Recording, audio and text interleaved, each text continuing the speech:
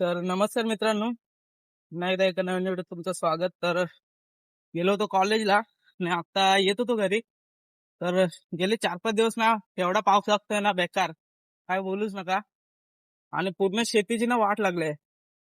पूर्ण शेती आहे ना पाण्याखाली गेली आहे.